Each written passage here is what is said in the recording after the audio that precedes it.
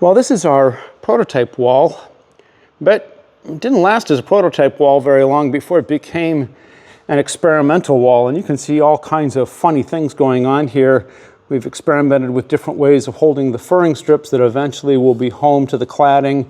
This is our current favorite idea. We're going to use some fiberglass sort of Z-shaped girts out there. And of course, this is the rock wool that we're expecting to have as our continuous external insulation. And we're trying a little bit of different kinds of ways of working with capturing the cladding as it comes into the window. But of course, you can see we've been trying some different kinds of WRBs. You'll see different ones on here. You'll see different kinds of tapes, and we're trying to figure out which tapes, peel off easily on tops of which other tapes. Everybody says, use the manufacturer's tape system together, but we're finding that's not entirely always right. Here's a little bit of Siga Ricin on top of Fentrum tape. Here's Texan on top of Ricin, and Ricin on top of the Zip System stretch tape.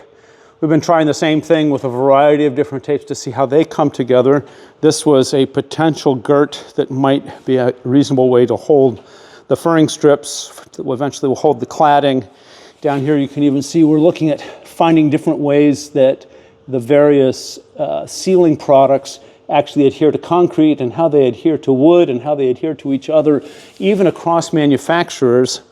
And so as much as we were thinking about this as a prototyping method for how might we use the service cavity and how would we do penetrations using the one wire, one hole rule, we're still at the same time looking at things like what should we use this liquid flash material, or should we use a tape material? We've been trying a little bit of all of those things, and if you look at all the stuff hanging out around this particular experimental wall, you can tell that we've tried lots of different things. There's a couple of different approaches for doing the window buck.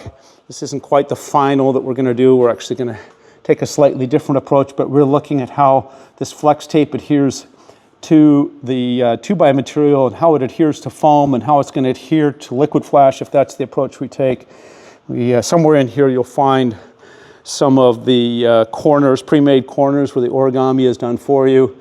In any case, this is the way that we are learning a lot about the products that we might put into our wall for the final implementation. And I guess at that point, we'll probably go back and build a real prototype wall like most people have.